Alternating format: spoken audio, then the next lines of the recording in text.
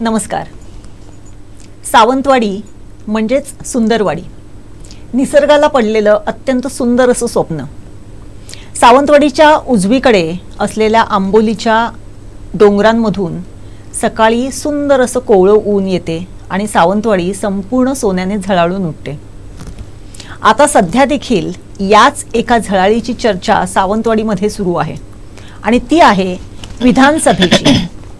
विधानसभेला या मतदारसंघातून उमेदवार कोण उभा असणार आहे, महाविकास आघाडीचा उमेदवार कोण असेल, महायुतीचा उमेदवार कोण असेल.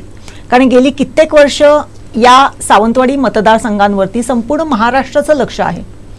कित्येक वर्ष सावंतवाडी जसं एक पर्यटन शहर म्हणून नावारूपास येऊ घातलेलं आहे, तसंच राजकीय दृष्ट्या देखील सावंतवाडी आता संवेदनक्षम व्हायला लागलेलं आहे. या सगळ्याचीच चर्चा करण्यासाठी आपल्याबरोबर आज एक व्यक्तिमत्व आपल्या स्टुडिओमध्ये आलेलं आहे. हे व्यक्तिमत्व असं आहे की गेल्या 10 वर्षामध्ये त्यांनी अत्यंत शांततेने या मतदारसंघात आपलं काम केलंय. या मतदारसंघातला कार्यकर्त्यांबरोबर त्यांनी आपलं जे काही उत्साह आहे त्यांचा तो वाढवलेला आहे. त्यांच्याबरोबर त्यांची सुखदुःख त्यांनी शेअर केलेली आहेत, मदतीसाठी धावून गेलेले आहेत. तरीही कुठेही आपल्या प्रसिद्धीचा गाजावाजा त्यांनी केलेला नाही. 5 वर्षाच्या पूर्वी ज्यावेळेस या मतदारसंघाची विधानसभेची जेव्हा तयारी सुरू होती, अगदी शेवटच्या क्षणाला या व्यक्तिमत्वाचं तिकीट जे होतं राष्ट्रवादीकडून तुटलं गेलं, किंबहुना आपण म्हणतो तसं कापलं गेलं. परंतु तरीही उमेद न हारता या व्यक्तिमत्वाने आपला जो काही या जनमानसातला जो काही कामाचा राबता आहे तो तसाच सुरू ठेवलेला होता. होय, तुम्ही बरोबर ओळखलत. ते व्यक्तिमत्व आहे अर्चनाताई घारे परब. अर्चनाताई, तुमचं खूप खूप स्वागत आहे. थँक्यू ताई. खरं तर मी पहिल्यांदाच तुम्हाला शुभेच्छा देते की तुम्हाला महाविकास आघाडी करून यावेळेस राष्ट्रवादीतर्फे तुमची उमेदवारी तुम्हाला मिळावी. आपलं खरं तर याच अनुषंगाने आपण या मुलाखतीमध्ये बातचीत करणार आहोत. विधानसभेचे पडघम वाजू घातलेले आहेत. कधीही पुढच्या 1-1.5 महिन्यामध्ये ही विधानसभेची इलेक्शन्स जाहीर होतील, परंतु त्या अगोदर चर्चा असते ती नक्की उमेदवारी मिळणार आहे कोणाला. काम तर तुम्ही केलेलं आहे. मागच्या वेळेस अगदी ऐन क्षणाला तुमचं तिकीट तुम्हाला मिळालेलं नव्हतं, परंतु तुम्ही काम करताय. यावेळेस देखील तुमच्या नावाची प्रचंड मोठी चर्चा आहे. राष्ट्रवादीकडून किंबहुना महाविकास आघाडीकडून तुम्हाला राष्ट्रवादीच्या तर्फे शरदचंद्र पवार गटातर्फे तुम्हाला उमेदवारी मिळावी अशी चर्चा होऊ घातलेली आहे. काय सांगाल या संदर्भात? इथूनच आपण सुरुवात करू. देशाचे नेते आदरणीय शरदचंद्रजी पवार साहेबांनी देशामध्ये अनेक तरुण नेते घडवले आणि त्याच पक्षाच्या माध्यमातून, राष्ट्रवादी काँग्रेस पक्षाच्या माध्यमातून मी सावंतवाडी विधानसभा मतदारसंघामध्ये गेले 10 वर्ष काम करते. खरं तर या संघटनेच्या माध्यमातून, पक्षाच्या माध्यमातून प्रत्येक घटकापर्यंत पोहोचण्याचं काम किंवा अनेक वर्ष सातत्याने काम करण्याचं विडा उचललेला आहे आणि त्याप्रमाणे मी काम करत आहे. त्यामुळे घराघरात पोचले असं म्हणजे लोकच म्हणतायत, मी म्हणण्यापेक्षा. आणि नेहमीच काम करणाऱ्याला लोकही संधी देत असतात आणि पक्षही त्यांना संधी देत असतो. त्यामुळे कदाचित माझ्या नावाची चर्चा तुमच्यापर्यंत आली असेल. नक्कीच चर्चा तर आहेच, ते प्रत्यक्षात देखील उतरेल अशी आपण आशा करूया आणि उतरावं अशी अपेक्षा देखील आहे. परंतु हे सगळं करत असताना मॅडम मला विचारायचं वाटते अर्चनाताई की आता तुम्ही काम करताय, गेली 10 वर्ष तुम्ही काम करताय. तसं जर बघितलं तर पुणे मध्यवर्ती सहकारी बँक आहे त्याचं उपाध्यक्षपद देखील तुम्ही भूषवलेलं आहे. म्हणजे सहकाराच्या माध्यमातून सुद्धा तुम्ही खूप काम केलेलं आहे. विकासाचं म्हणजे सहकार म्हटलं की एक विकासाचं एक वेगळं व्हिजन असते. तुमच्याही मनामध्ये ते व्हिजन आहे आणि याच दृष्टिकोनातून जर बघितलं तर एक विकास, कारण प्रत्येक उमेदवार ज्यावेळेस आपली उमेदवारी जाहीर झाल्यानंतर आपला प्रचार करत असतो त्यावेळेस हेच सांगत असतो की मी हे करेन, ते करेन, ते करेन. तुमचं सावंतवाडीसाठी म्हणून विकासाचं विजन काय असेल, काय सांगाल? विकासाचं विजन म्हणण्याच्या आधी विकासाची व्याख्या मला काय आहे ती सांगते. मी लहान असताना मी बघायची की जेव्हा इलेक्शन्स यायच्या तेव्हा नेते मंडळी जेव्हा उभे राहायचे इलेक्शनला तेव्हा ते म्हणायचे की आम्ही रस्ते देऊ, पाणी देऊ, वीज देऊ, रोजगार देऊ, ह्या गोष्टींवर इलेक्शन व्हायच्या. आणि आज इतक्या वर्षांनाही तेच मुद्दे आहेत. म्हणजे इलेक्शन म्हटलं की रस्ते, पाणी, वीज ह्याच्या पलीकडे दुसरं दिसत नाही आपल्या मतदारसंघात तरी.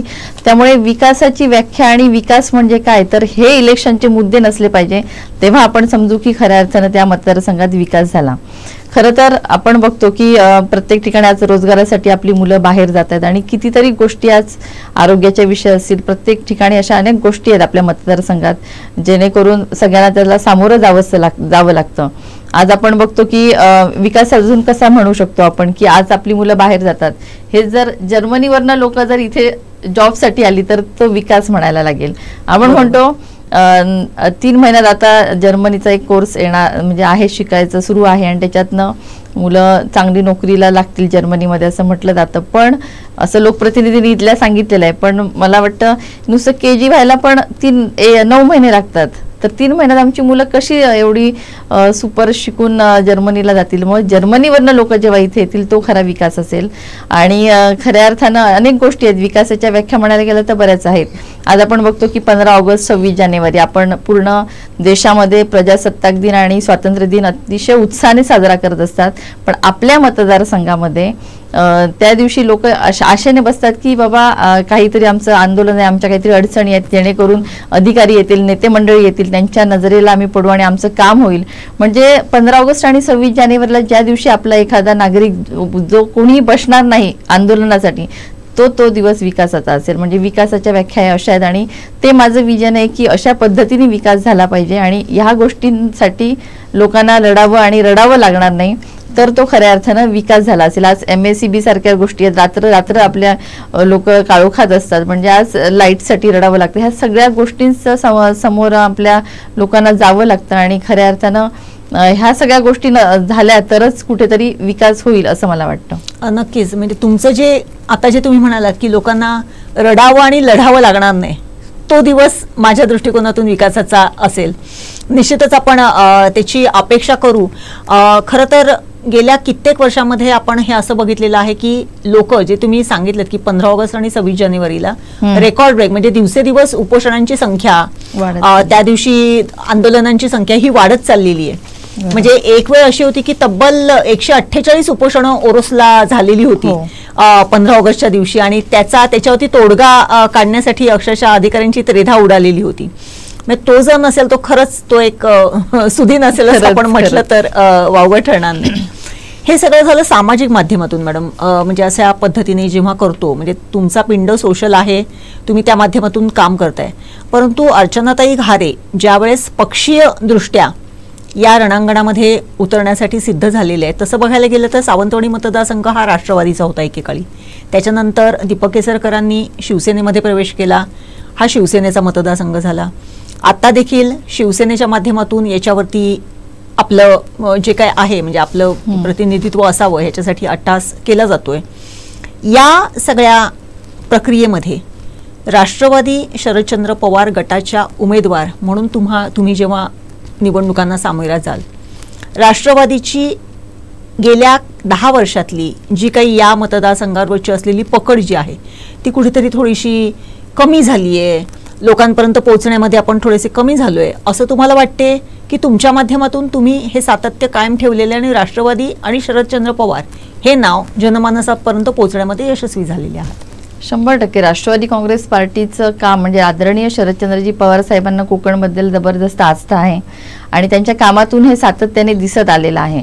म्हणजे आपण जर बघितलं तर एक म्हणजे साहेबांनी राबवलेली फलोत्पादन योजना आपल्याला सर्वांना माहिती आहे. म्हणजे प्रत्येक शेतकऱ्यापर्यंत जनमानसात साहेबांचं नाव आहे, पक्षाचं नाव आहे. कारण पूर्वी म्हणजे एक छोटीशी गोष्ट सांगते, काही वर्षांपूर्वी म्हणजे जेव्हा ही योजना आली तेव्हा आपली कोकणची संस्कृती ही मनी ऑर्डर संस्कृती होती. म्हणजे मुंबईचा भाऊ पैसे पाठवायचा तेव्हा त्याची चूल पेटायची.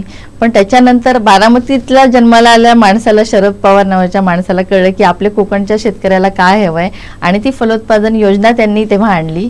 त्याच्या अगोदर पण योजना आलेल्या, पण शेतकऱ्यांनी काय केलं, बिया भाजून खाल्ल्या. म्हणजे ती सक्सेसफुल झाली नाही. पण साहेबांनी त्याच्यामधली त्रुटी काय, ती सक्सेसफुल होण्यासाठी काय करायला पाहिजे याच्यावरती त्यांनी तोडगा काढला आणि ती योजना राबवली. त्यामुळे घराघरात माणसात राष्ट्रवादी काँग्रेस पार्टी पूर्वीही पोचलेली आहे आणि आताही पार्टीच्या माध्यमातून आम्ही प्रत्येक ठिकाणी पोचलेलो आहोत, काम करतोय. आणि 3 तालुक्यामध्ये 3 विधानसभा मतदारसंघामध्ये सावंतवाडीत सगळीकडे पक्षाची संघटना असेल, पदाधिकारी असेल, प्रत्येकापर्यंत पोचलेले आहेत आणि काम करतायत. त्यामुळे पक्ष ही 100% अजून भविष्यात खूप मोठा होईल असा विश्वास मला वाटतो. नक्कीच. या तुमच्या प्रयत्नांना, ह्या तुमच्या धडपडीला नक्कीच यश मिळेल अशी आपण आशा करूया, कारण तुम्ही त्या पद्धतीने काम करताय. गेली 10 वर्ष आपण जर बघितलं तर जसं मी मगाशी म्हटलं अत्यंत शांततेत, परंतु तुमचं खूप तळागाळापर्यंत काम सुरू आहे. कुठेही जेव्हा काहीतरी आपत्ती येते त्यावेळेस तुम्ही धावून जाता आणि आपण ते बघत असतो. मग त्या महिलांचा प्रश्न असो, व्यापाऱ्यांचा प्रश्न असो किंवा मुलांचा प्रश्न असो, हे सगळं करत असताना म्हणजे ज्या मतदारसंघामधून तुम्ही उभं राहण्यासाठीचे तुमचे प्रयत्न आहेत किंवा तुम्हाला उद्या उमेदवारी मिळेल, तो मतदारसंघ आजच्या विद्यमान शालेय शिक्षण मंत्री दीपक केसरकरांचा मतदारसंघ आहे. ते इथले सुपुत्र आहेत, सावंतवाडीचे सुपुत्र आहेत. नगराध्यक्षपद त्यांनी भूषवलेलं आहे, ते आमदार होते आणि इथले असल्यामुळे त्यांचा जनमानसावरती एक वेगळा असा पगडा आहे. राजकीय दृष्ट्या त्यांचे एक वेगळं वजन आता मंत्रिमंडळात देखील झालेलं आहे. अशा वेळेस जेव्हा तुम्ही इलेक्शनला सामोरे जाणार आहात त्यावेळेस या दीपक केसरकरांच्या माध्यमातून झालेला विकास हा विकास आहे असं तुम्हाला वाटते की तुमच्या आणखी काही संकल्पना वेगळ्या आहेत? सावंतवाडी विधानसभा मतदारसंघाचे लोकप्रतिनिधी हे माझ्या वडिलांसमान आहे. मला त्यांच्याबद्दल आदर आहे. आतापर्यंत मी कधी त्यांच्यावर टीका केली नाही आणि यापुढेही करणार नाही, कारण कोणाची रेष आपली रेष मोठी दाखवण्यासाठी दुसऱ्याची पुसणं हे उचित वाटत नाही आणि सावंतवाडीची संस्कृती पण नाही आहे.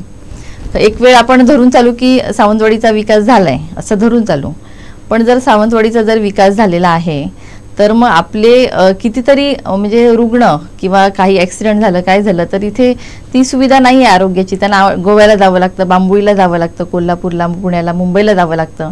मग हे का कितीतरी लोक आज रस्त्यात दगावलेली आहे, कितीतरी कुटुंब बेघर झालेली आहे.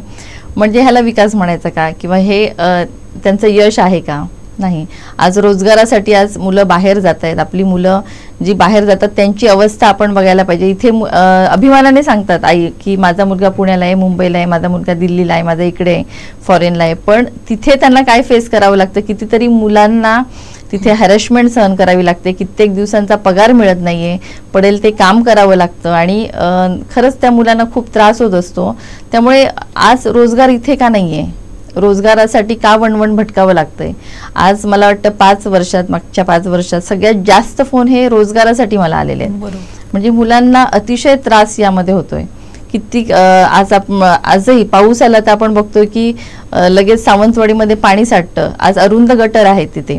मोती तलावाचा गाळ म्हणजे प्रॉपर काढला जात नाही. काढायचं म्हटलं तर पाऊस पडायला आला की गाळ काढायला घेतात, मग तो काढला जात नाही. माडखोलवाल्यांना त्याचा त्रास होतो.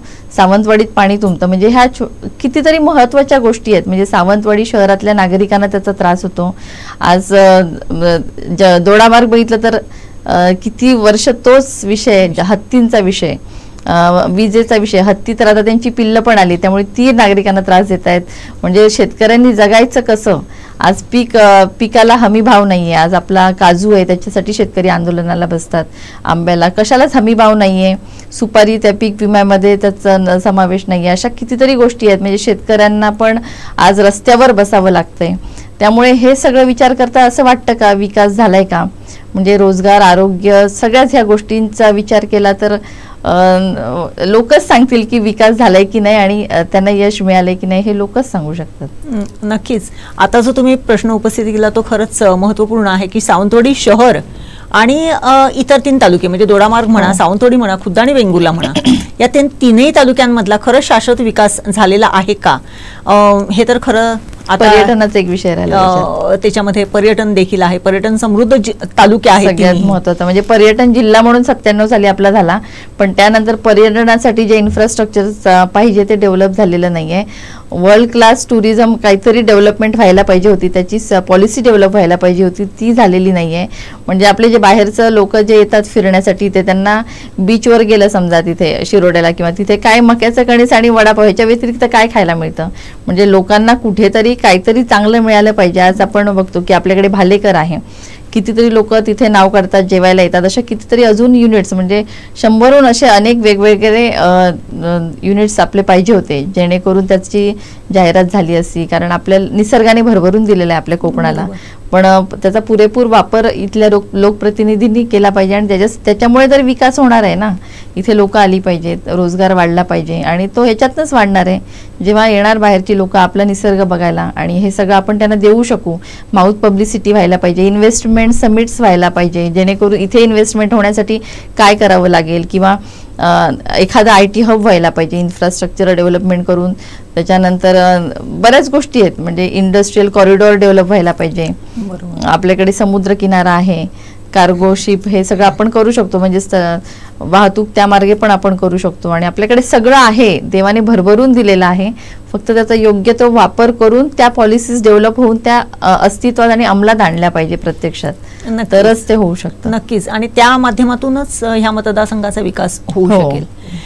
हे सगळं करत असताना मग जसा तुम्ही काजूचा विषय काढलात किंवा 100% फलोत्पादनाचा विषय काढलात, तसं बघायला गेलं तर दोडामार्ग म्हटलं तर काजू आहे, आपला सावंतवाडी सुद्धा काही भागामध्ये काजू आहे, वेंगुर्ल्यामध्ये आता आंबा काजू दोन्ही चांगल्या पद्धतीने डेव्हलप होत आहेत, आणि इतर पॅडी म्हणजे भात म्हणा किंवा नागली, इतर पिकं देखील बऱ्यापैकी ह्या तीनही तालुक्यांमध्ये घेतली जातात.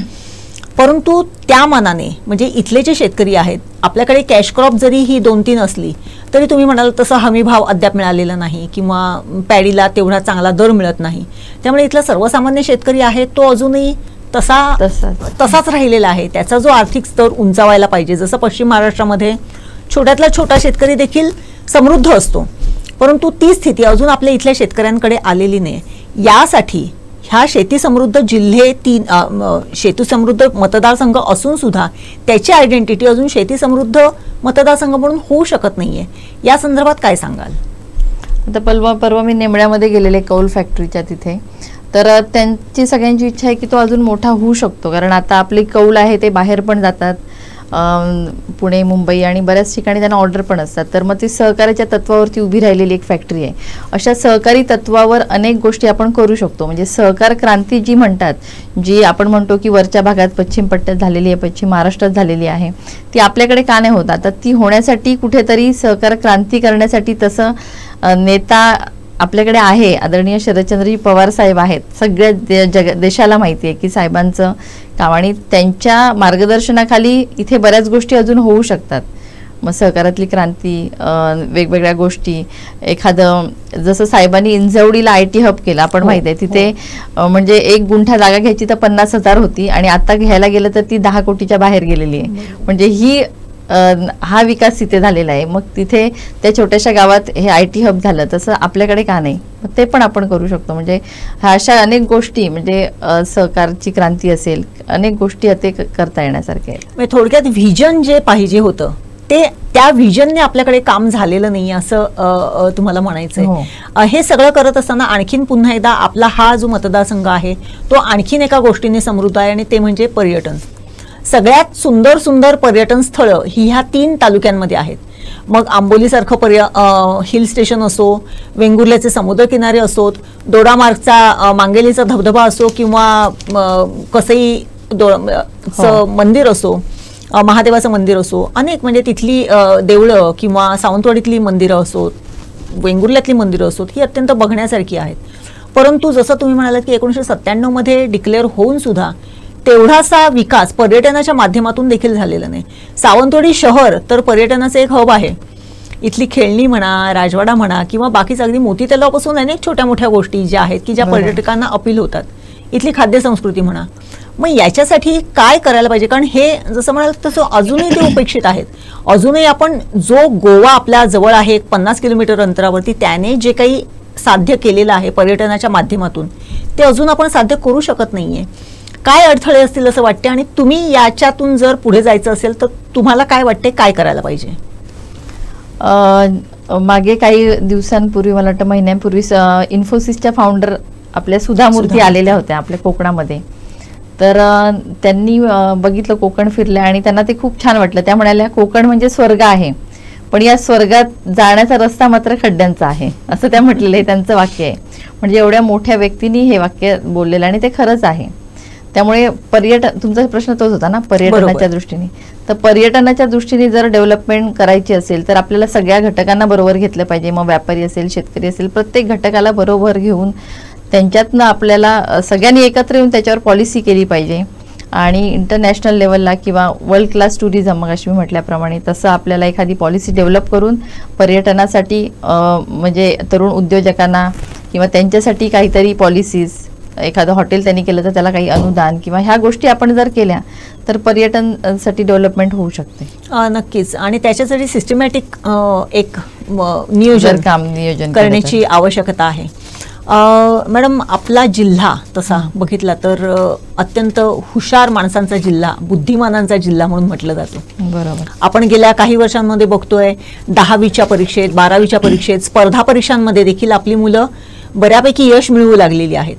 10वी-12वी मध्ये जो आपला टक्का असतो बुद्धिमान विद्यार्थ्यांचा, त्याच्यानंतर ग्रॅज्युएशनपर्यंत ती मुलं जातात की न जातात आणि त्याच्यानंतर त्याच्यापैकी किती लोकांना रोजगारी मिळते न मिळते, हा जो काही मुद्दा आहे, हा जर ड्रॉपआउट त्यांच्यातला जर बघितला तर तो लक्षणीय असा आहे. आज 10वी-12वी झाल्यानंतर मुंबई पुण्याला अजूनही जाण्याचं प्रमाण खूप मोठं आहे. ग्रॅज्युएशन झाल्यानंतर करायचं काय हा मोठा प्रश्न इथल्या युवकांच्या समोर आहे. बरोबर. आणि त्यात करून जर पोस्ट ग्रॅज्युएट झाले तर इथून बाहेर जाऊन ज्यावेळेस ते नोकरी करतात त्यावेळेस मग पुन्हा आपल्या घराची ओढ त्यांना सातत्याने सतवत असते. बरोबर. या सगळ्या घडामोडींमध्ये, ह्या सगळ्या ग्रजेसमध्ये काय सांगू शकाल? कारण इथला बेरोजगारी, इथला तरुण हे आपलं बलस्थान आहे खरं म्हणजे सिंधुदुर्ग जिल्ह्याचं. त्यांना जर बल द्यायचं असेल, त्यांना जर समृद्ध करायचं असेल, काय व्हायला पाहिजे असं तुम्हाला वाटतंय?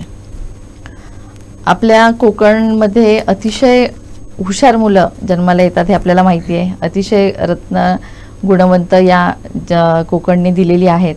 बॅरिस्टर नाथ पै यांची ही जन्मभूमी, प्राध्यापक मधु दंडावते यांची ही कर्मभूमी, बापूसाहेब महाराजांसारखी माणसं आज इथे होऊन गेलीत, मोठी थोर व्यक्तिमत्व, मंगेश पाडगावकर, सुनील गावस्कर अशी कितीतरी नावं घेता येतील. आपले जनरल जगन्नाथरावजी भोसले, भाईसाहेब सावंत अशी कितीतरी नावं, जी थोर व्यक्तिमत्व ज्यांनी या भागाचा विकास केला, म्हणजे इथे विकासाची गंगा आणली, शैक्षणिक धोरणं राबवली, अनेक गोष्टी केला, सहकार केला. आणि ह्या सगळ्यांचा विचार करता आपली मुलं पण तशी हुशारच आहेत. म्हणजे आपण बघतो मेरिटमध्ये 10वी-12वीची मुलं पुढे असतात, पण नंतर मग 10वी-12वी झाल्यानंतर ती कुठे जातात? त्यांना प्रॉपर गायडन्स मिळत नाही, प्रॉपर करिअर काउन्सिलिंग होत नाही आणि नंतर मग ती अशीच भरकटतात. आता मी बघितलं, सकाळीच एकानं भेटलं, ग्रॅज्युएशन झाले, खूप शिक्षण झाले, पण रिक्षा चालवावी लागते. आता आमची कितीतरी, म्हणजे हे प्रत्येक ठिकाणी आहे. इंजिनियर झालाय पण तो म्हणजे बेरोजगार आहे, त्याला जॉब नाही आहे. आणि केमिकल इंडस्ट्रीज पण आपल्याकडे, म्हणजे केमिकल इंजिनियर्स खूप मला आत्ता भेटले, जे फोन करतात की आम्ही केमिकलची डिग्री घेतली पण जॉब नाही आहे. असे कितीतरी डिग्रीज घेतलेली मुलं आहेत आणि त्यांना मग छोटे मोठे व्यवसाय करावे लागतात पोट भरण्यासाठी, किंवा नंतर त्या मुलांची लग्न पण होत नाहीत. आजकाल मुली बघतात की परमनंट जॉब, चांगला जॉब असला तरच त्यांचं लग्न होतं. तर मग अशा मुलांना मग बाहेर जावं लागतं. तर ही मुलं आपल्याकडे थांबण्यासाठी 2 सोल्युशन्स आपल्याला करावे लागतील. एक परमनंट आणि एक म्हणजे टेम्पररी सोल्युशन. म्हणजे मगाशी म्हटल्याप्रमाणे मी जर आले सत्तेत किंवा मी जर निवडून आले आणि आमचा पक्ष जर निवडून आला तर 100% इथे एखादं सिंधुदुर्गातलं पहिलं IT हब आम्ही निर्माण करू, हे सगळ्यात महत्त्वाचं. त्यामुळे प्रत्येक मुलाला तिथे नोकरी लागू शकते. चांगले हॉस्पिटल्स आपण करू शकतो इथे, त्यामुळे तिथे पण रोजगार वगैरे ह्या पण संधी, नर्सिंगचे पण बरेच झालेले आहेत, तिथे सुविधा उपलब्ध होऊ शकतात. त्याच्यानंतर इन्व्हेस्टमेंट समिट मग सांगितले, ह्या सगळ्या गोष्टी आपण करू शकतो आणि त्याच्यातनं एक मोठा रोजगार इथे उभा राहू शकतो. आणि आपल्या कोकणातलं सगळ्यात आता महत्त्वाचं की आपली घरं ओस पडत राहिलीत, कारण तरुण बाहेर गेलेत, सगळे वयस्कर माणसंच फक्त त्या घरामध्ये आहेत. तर ही कुटुंब भरलेली दिसतील आणि ही कुटुंब जेव्हा भरलेली असेल तेव्हाच खरं तर आपल्या कोकण खरं भरलेलं राहील आणि त्याचा विकास होईल असं मला वाटतं. आणि हे झालं, हे तर आपण करू शकतो हे मॅन्युअली, पण काही धोरणात्मक निर्णय आहे. PPP आता घटत चालली आहे. PPP म्हणजे आपली पर्चेसिंग पॉवर पॅरिटी ज्याला म्हणतात, तर ही आता घटत चाललेली, याच्यावर काहीतरी धोरणात्मक निर्णय झालेला पाहिजे. आणि बऱ्याच गोष्टी आहेत ज्याच्यावर आपण म्हणजे जे सत्तेत आल्यानंतर म्हणजे लोकप्रतिनिधी ज्यांनी एकत्र येऊन याच्यावर निर्णय घेतले पाहिजेत. तर ते पाहिलं, हे काय झालं, आर्थिक धोरणाचं तत्व आहे, त्याच्यावरती चर्चा करून ते कशा पद्धतीने केलं पाहिजे, हे वरच्या लेवलचं आहे, पण हे कुठेतरी झालं पाहिजे. त्याच्यानंतर बरेच अजून राज्यकोषीय धोरण म्हणतात, ज्याला फिस्कल पॉलिसी मेड चॅलेंजेस म्हणतात. तर हे व्हायला पाहिजे. त्याच्यामध्ये समजा म्हणजे आपण 2 देशातल्या वस्तू खरेदी करायच्या तर त्याच्यातलं जे आर्थिक तत्व जे असतं बरोबर ते कसं असावं त्याची ती पॉलिसी असते, ती डेव्हलप व्हायला पाहिजे. म्हणजे ह्या गोष्टी झाल्या तर कुठेतरी रिक्वायरमेंट वाढेल आणि त्याच्यानंतर रोजगार निर्माण होईल किंवा मार्केटमध्ये पैसा खेळता राहील. म्हणजे जे आपण रेव्हेन्यूमध्ये हे करतो एक्सपेंडिचरमध्ये त्यापेक्षा आपण कॅपिटलमध्ये आपण इन्व्हेस्ट करायला पाहिजे. तर त्याच्यामध्ये इन्व्हेस्ट केली तर ते खेळतं राहणार भांडवल, रोजगार निर्माण होणार, मार्केट चांगल्या स्थितीमध्ये येईल. ह्या गोष्टी सगळ्या व्हायला पाहिजेत. बरोबर. खरंच म्हणजे जर या पद्धतीने जर आपल्याकडे जर अशा पद्धतीने पॉलिसी म्हणजे आर्थिक गणित जर बसवायचं असेल तर अशा पद्धतीने जर गेलं तर सिस्टमॅटिक विकास ग्लोबल मार्केट थोडंसं स्टेबल होईल. त्यामुळे नक्कीच आणि आपल्या युवकांना त्याचा फार मोठा फायदा होऊ शकतोय. आणि तुम्ही म्हणाला ते बरोबर की आपल्या कोकणातली घरं भरली तर आपलं कोकण भरणार आहे. कारण आपले जसं म्हटलं तसं बलस्थानच आपलं सगळं बाहेर आहे. इथे प्रत्येक घरामध्ये एखादा आई वडील त्यांची म्हातारे जे आहेत की मुलं कधीतरी गणपतीत महिन्यात कधीतरी येतात. ही परिस्थिती बदलण्याची नितांत आवश्यकता आहे आणि त्याच्यासाठी इथे रोजगार डेव्हलप होण्याची गरज आहे. आणि कितीतरी आजी आजोबांना वाटत असतं की माझी नातू मला म्हणजे एक्सपायर जर झालं तर मी बघितलं माझ्या डोळ्यासमोर की त्यांना वाटत असतं की माझ्या नातूला मला भेटायचं शेवटचं, पण तो येऊ शकत नाही, तो कुठेतरी अडकलेला असतो कामानिमित्त, त्याला येता येत नाही. म्हणजे कितीतरी लोक अशी तडफडत असतात आपल्या नातवंडांना आपल्या मुलांना बघण्यासाठी. म्हणजे जत्रेला त्यांनी यावं बाबा, सणांना त्यांनी यावं बाबा हे त्यांना वाटत असतं, पण ते येता येत नाही. इथे ते खूप वाईट वाटतं फिरताना ते. बरोबर. नक्कीच हे सगळं सोशल माध्यमातून किंवा तुम्ही म्हणजे बऱ्यापैकी ह्या मतदारसंघात फिरताना खूप चांगला अभ्यास केलेला आहे की नक्की कुठे काय केलं तर आपल्या ह्या मतदारसंघाला समृद्धी येईल. हे सगळं करत असताना मी पॉलिटिकली मला एक प्रश्न विचारायचा वाटतो, कारण आता जसं विधानसभाचं हे जवळ येऊ लागलेलं आहे तसे प्रत्येक जण आपला क्लेम करण्यासाठी सुद्धा पुढे पुढे यायला लागलेले आहेत. आता महाविकास आघाडी म्हटली की त्याच्यामध्ये तुमचे मित्रपक्ष आले आणि शिवसेना म्हटलं की शिवसेनेने म्हणजे आत्ताच 1-2 दिवसापूर्वी संदेश पारकर शिवसेनेचे जिल्हाध्यक्ष त्यांनी असं सांगितलेलं होतं, आमच्याचकडे त्यांची मुलाखत झालेली की जर मला कणकवलीतून संधी मिळाली नाही तर मी सावंतवाडीतून उभा राहीन, अशा पद्धतीचं त्यांचं वाक्य होतं. मग हे करत असताना म्हणजे महाविकास आघाडी मित्रपक्षांचं सगळं गणित सांभाळणं आणि मग त्याच्यामध्ये आपलं कर्तृत्व दाखवणं आणि विशेषतः महिला म्हणून, कारण महिला म्हणून पॉलिटिकली म्हणा आपलं अस्तित्व साध्य करण्यासाठी किंवा आपलं अस्तित्व टिकवण्यासाठी खूप मोठी तारेवरची कसरत करावी लागते. हे सगळं तुम्ही कसं सांभाळणार आहात? महिला म्हणून काम करताना तारेवरची कसरत तर होतेच, कारण आपलं कुटुंब सांभाळून, आपली मुलं सांभाळून, त्यांचं शिक्षण सांभाळून, घरदार सगळं म्हणजे आपण कुठल्याही पोस्टला किती मोठ्या झालो किंवा काही झालं तरी आपल्याला घरे सांभाळावंच लागतं. त्यामुळे हे सगळं करावंच लागतं. आणि तुम्हाला माहिती आहे महिला म्हटल्यावर कुठल्याही स्टेजला कुठल्याही फील्डमध्ये त्यांना त्रास होत असतो. म्हणजे पुरुष प्रधान संस्कृती आपल्याकडे आहे, आपण आता वेगळा विषय बोलतो, पण खरंच त्रास होत असतो. पण काही प्रोत्साहित करणारी आपली मंडळी पण आहेत समाजात जी खरंच प्रोत्साहन देतात. ताई तुम्ही काम करताय, आम्ही आहोत. हे शब्द म्हणजे खरंच 100 हत्तींचं बळ देणारे शब्द आहेत हे वाक्य, आणि हे कितीतरी जण म्हणत असतात. आणि त्यामुळे जरी त्रास झाला तरी या त्यांच्या कौतुकाने किंवा त्यांच्या ह्या प्रोत्साहनाच्या शब्दाने खूप बळ येतं आणि मग काम करायला अजून छान वाटतं. त्यामुळे काम तर करणारच आहे, तो काही विषयच नाही आहे. आणि काम करण्याला संधी मिळत असते, पक्षही देत असतो आणि लोकही देत असतात. कारण जनता ही सुज्ञ असते, ती बघत असते डोळसपणे काय चाललंय. बोलत जरी नसली तर नक्की ती त्यांच्या मतातनं दाखवत असते. जेव्हा इलेक्शन्स होतात तेव्हा ते दाखवत असतात. त्यामुळे ही जरी प्रोसेस खूप किचकट असली सगळी इलेक्शनची, तुम्ही म्हणतात हे सगळं समीकरणं बेरीज जे काय असेल ते कुठल्या पक्षाला महाविकास आघाडी असेल म्हणजे उमेदवारी देणं, ह्या सगळ्या गोष्टी किचकट आहेत. ते सांभाळायला नेते सक्षम आहेत. आपले आदरणीय पवार साहेब, आदरणीय उद्धव ठाकरे साहेब, आदरणीय राहुलजी गांधी साहेब सगळेजण आहेत. त्यामुळे हे ते सांभाळतील. आपण आपलं रोल करायचं, आपण काम करत राहायचं. आणि शेवटी इलेक्शन ही प्रोसेस आहे. इलेक्शन होत असतात, जात असतात, किंवा लोकशाहीचा उत्सव आपण साजरा करत असतो. पण काम हे अविरत चालू ठेवलं पाहिजे आणि ते एक कार्यकर्ता म्हणून अविरतपणे मी या मतदारसंघामध्ये करणार आहे. आणि खरंच म्हणजे पुढच्या काळात खूप काम अजून करायचं आहे. आणि नक्की एक चांगली सावंतवाडी, आपला चांगला सावंतवाडी विधानसभा मतदारसंघ आपल्याला घडवायचा आहे आणि तो आपल्याला पाहायचा आहे. आणि आपल्या पुढच्या मुलांच्या भविष्यासाठी, कारण मी आज म्हणजे माझं सगळं पणाला लावलं आहे, म्हणजे सगळं. आणि खरंच पुढच्या काळात म्हणजे आपला सावंतवाडी विधानसभा मतदारसंघ जो असेल तो म्हणजे महाराष्ट्रात बारामती नंतर कुठल्या मतदारसंघाचं नाव लागेल तर ते सावंतवाडीचं लागेल आणि अशा पद्धतीचं काम या मतदारसंघात करायची माझी तीव्र इच्छा आहे आणि नक्की परमेश्वर ती पूर्ण करेल असं आणि मला असं वाटतं आणि त्यामुळे काम हे चालूच आहे माझं. नक्कीच. जाता जाता मला प्रश्न विचारायचा वाटतं. आता जसं तुम्ही म्हणालात की बारामती म्हटलं की सुप्रियाताई सुळे, शरद पवार साहेब असा हे जर येते, परंतु गेल्या लोकसभेच्या इलेक्शनमध्ये जे काही ट्विस्ट अँड टर्न्स झालेले होते त्याच्यामध्ये सुप्रियाताईंनी खूप चांगल्या पद्धतीने तिथे एकाकी म्हणजे ती लढत दिली, आपल्या स्वकीयच आपल्यासमोर उभे ठाकलेले होते आणि शरद पवारांची ती कन्या आहे परंतु त्यांची मानसकन्या म्हणून अर्चनाताईंना सुद्धा इथे संधी उद्या राष्ट्रवादीकडून मिळेल आणि त्या आपली जी काही काबिलियत आहेत ती इथे त्या समर्थपणे सिद्ध करून दाखवतील हे तुमच्या बोलण्यातून तर आत्मविश्वासपूर्वक बोलण्यातून वाटतंय. त्यामुळे त्याच्यासाठी तर तुम्हाला शुभेच्छा देतेच. परंतु हे सगळं करत असताना सावंतवाडी विधानसभा मतदारसंघाच्या मध्ये तुम्हाला उमेदवारी मिळाली, तुम्ही पहिल्या महिला आमदार म्हणून आपल्या ह्या मतदारसंघातून निवडून आलात. एक विजन असते प्रत्येकाचं जसं आता तुम्ही बोलत आहात, परंतु आमदार म्हणून जेव्हा आपण निवडून येतो त्यावेळेस आपल्याला एक आपला जिल्हा, आपलं तालुका, आपलं जन्मस्थान हे सगळं आपल्याला खूप काम करण्याची उमेद असते. काय हे करूया की ते करूया असं हे असते. एक 5 वर्षानंतर समजा तुम्ही ह्या नोव्हेंबरमध्ये निवडून आलात, पुढची 5 वर्ष सावंतवाडीसाठी कशी बघता? मी तर निवडून आल्यावर सगळ्यात पहिलं म्हणजे अधिवेशनाला जेव्हा जाईन तेव्हा सगळ्यात पहिलं इथे हॉस्पिटल आपल्याकडे उभं राहिलं पाहिजे. त्यासाठी मी पहिलं माझं ते पाऊल असेल, कारण हॉस्पिटल हे सगळ्यात गरजेची गोष्ट आहे आणि ते कित्येक दिवस ते तसंच रखडत पडलंय. आता काल एक्सरेची मशीन बंद पडली आहे.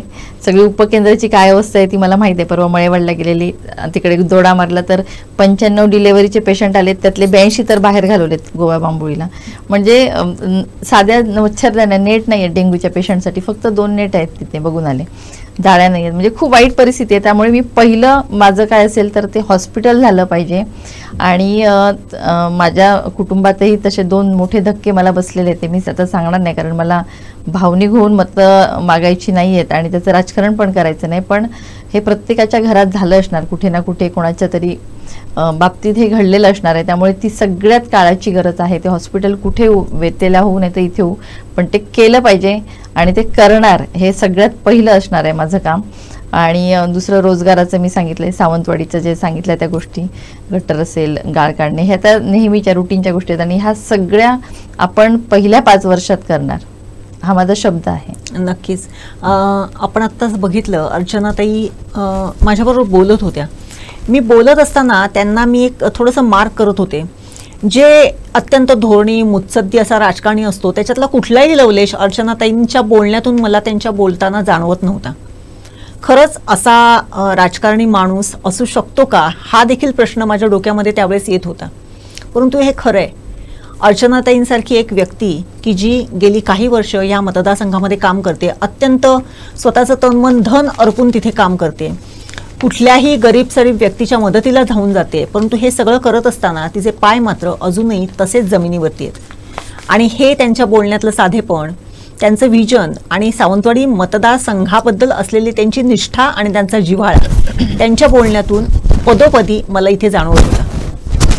राष्ट्रवादीच्या माध्यमातून या विधानसभा मतदारसंघामध्ये उमेदवारीसाठी त्यांनी एक पाऊल आपलं पुढे उचललेलं आहे. निश्चितच त्यांच्या या इच्छेला मूर्तरूप येवो अशी आपण आशा करूया. आणि पुढच्या 5 वर्षासाठीच्या विजनमध्ये त्यांनी जे पहिलं जे त्यांचं उद्दिष्ट सांगितलेलं आहे की इथलं हॉस्पिटल, त्या उभारणीसाठी त्यांना सर्वार्थाने साथ मिळेल अशी आशा करूया.